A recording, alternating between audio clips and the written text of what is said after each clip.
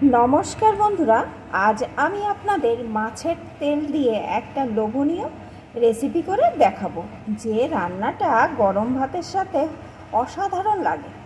তার জন্য দেখুন, এখানে আমি একটু মাছের তেলকে ভালো করে ধুয়ে বেছে পরিষ্কার করে নিয়েছি, তারপরে একটু ছোট করে কেটে নিয়েছি। তাহলে আসুন বন্ধুরা, রেসিপিটি দেখতে হলে প্লিজ একটা লাইক দিয়ে শুরু করুন আর রেসিপিটি ফুল ওয়াচ করুন, তাহলেই বুঝতে পারবেন এই মাছের তেল দিয়ে আমি লোভনীয় রেসিপিটি কিভাবে তৈরি করছি। প্রথমে আমি এই মাছের তেলের ভিতরে দিয়ে দেব একটু পাতিলেবুর রস। অনেকে এই মাছের তেলের একটা আষ্টে গন্ধর জন্যে খেতে চান না। এইভাবে একটু পাতিলেবুর রস যদি মাখিয়ে রাখেন, তাহলে কিন্তু এই মাছের তেলের আষ্টে গন্ধটা আর থাকবে না।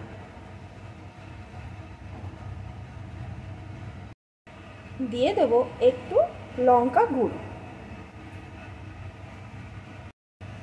হলুদ গুঁড়ো, একটু লবণ। এখন এই সমস্ত কিছু দিয়ে এই তেলটাকে ভালো করে আমি মাখিয়ে নেব। একটা চামচের সাহায্যে আমি মাছের তেলটা সুন্দর করে মাখিয়ে নিলাম। এখন এইভাবে কিছুক্ষণ রেখে দেব। তার মধ্যে আমি এই মাছের তেল রান্নার ভাজা মশলাটা রেডি করে নেব। ভাজা মশলাটা তৈরি করার জন্য গ্যাস ওভেনে আমি একটা কড়া বসিয়ে দিয়েছি। কড়াটা গরম হয়ে গেছে। এখন এর ভিতরে দিয়ে দেবো একটা শুকনো লঙ্কা, একটু পাঁচফোড়ন। এখন অল্প আছে এই মশলাটা একটু ভেজে নেব।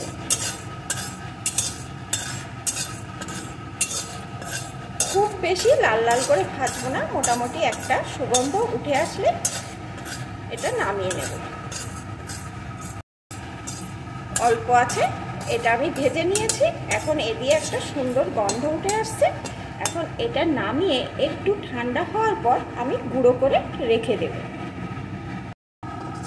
এখন রান্নার জন্য আমি আর একটা কড়াই বসিয়ে তাতে একটু সর্ষের তেল দিয়ে দিয়েছি। তেলটা গরম হয়ে গেছে। এখন এই তেলের ভিতরে আমি দিয়ে দেব একটু কালো জিরে, একটা শুকনো লঙ্কা। এখন এটাকে একটু ভেজে নেব।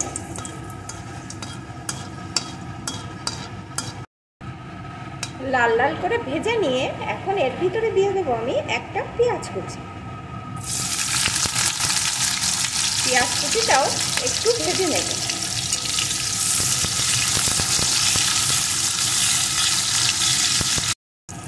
পেঁয়াজ কুচিটা খুব লাল করব না, একটু ভেজে নিয়ে এর ভিতরে দিয়ে দেবো আমি কয়েক কোয়া থেতো করা রসুন।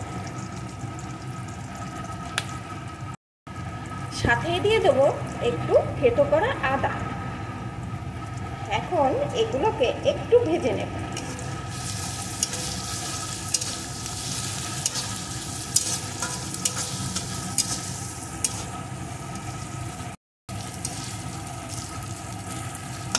এখন এর ভিতরে দিয়ে দেবো একটা টুকরো করে কেটে রাখা আলু। আলুটাকে একটু এই সমস্ত কিছুর সাথে ভেজে নেব।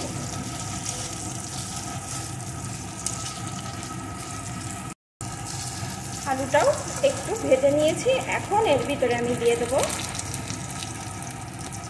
লঙ্কা কুচি, দিয়ে দেব একটা টমেটো কুচি,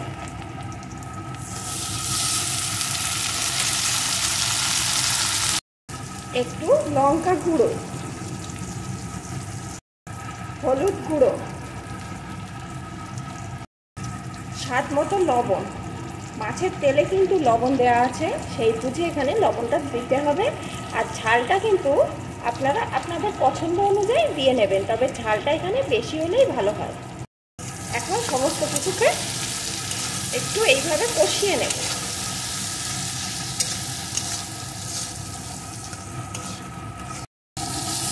অল্প আছে, কিছুক্ষণ আমি কষিয়ে নিয়েছি। এখন এর ভিতরে আমি ম্যারিনেট করা মাছের তেলটা দিয়ে দেব।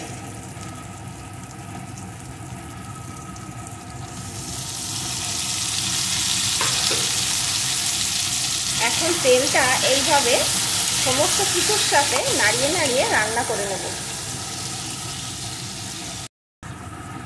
দেখুন বন্ধুরা, কিছুক্ষণ নাড়ার সাথে সাথে এখানে তেলটা কতখানি বেড়ে যাচ্ছে। আরও কিছুক্ষণ কিন্তু এইভাবে আমি নাড়িয়ে নেব। তারপরে আমি এর সাথে বেগুনটা দিয়ে দেব। বেশ কিছুক্ষণ মিডিয়াম টু লো আছে আমি এটা এইভাবে নাড়িয়ে রান্না করে নিয়েছি। দেখুন বন্ধুরা, কতখানি তেল উঠেছে, আর আলুটা কিন্তু বেশিরভাগটা আমার সিদ্ধ হয়ে গেছে। এখন আমি এর ভিতরে একটা টুকরো করে কেটে রাখা বেগুন দিয়ে দেব। অনেকে ভুল করে বেগুনটা আগে ভেজে নেন, বেগুনটাই অনেক তেল টানে। তাই বেগুনটা যদি আগে ভেজে নেন তাহলে কিন্তু এই মাছের তেল দিয়ে যে অতিরিক্ত তেলটা বার হয় সেটা কিন্তু আরও বেড়ে যাবে, আর একদম তেল তেল হয়ে যাবে রান্নাটা।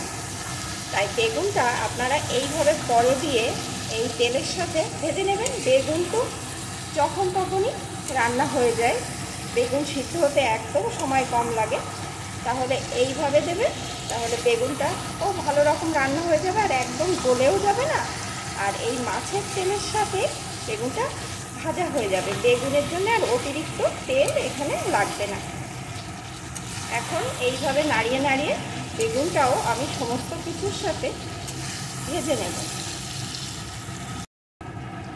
মিডিয়াম টু লো আছে বেশ কিছুক্ষণ এইভাবে নাড়িয়ে আমি রান্না করে নিয়েছি। দেখুন বন্ধুরা, এখানে কিন্তু আলু বেগুন সব একদম ভালো মতন সিদ্ধ হয়ে গেছে, আবার এরকম গোটা গোটাও আছে। আর এই মাছের তেল দিয়ে কিন্তু মাছের তেলের যে আষ্টে গন্ধ সেটা কিন্তু একদম বাদ তো হচ্ছেই না, আরও একটা অসাধারণ গন্ধ এ দিয়ে উঠে আসছে। এখন আমি এর উপর দিয়ে দেবো যে ভাজা মশলাটা করে রেখেছিলাম সেই মশলাটা। এই মশলা দেওয়ার সাথে সাথেই কিন্তু এই মাছের তেলের গন্ধটা এখন আরও অসাধারণ আসছে। এখন একটু মিশিয়ে নেব এই ভাজা মশলা দিয়ে, আর আমি রান্না করব না, শুধুমাত্র এইভাবে মিশিয়ে নেব। মিশিয়ে নিলেই কিন্তু আমার এই মাছের তেল একদম রেডি। যারা এই মাছের তেল না খেয়ে ফেলে দেন, যদি এইভাবে একবার রান্না করে গরম ভাতের সাথে খান তাহলে আর কোনো দিন মাছের তেল তো ফেলবেনই না, আরও উপরন্তু বাজার থেকে মাছের তেল কিনে নিয়ে আসবেন। এখন এটা আমার রেডি, আমি নামিয়ে নেব।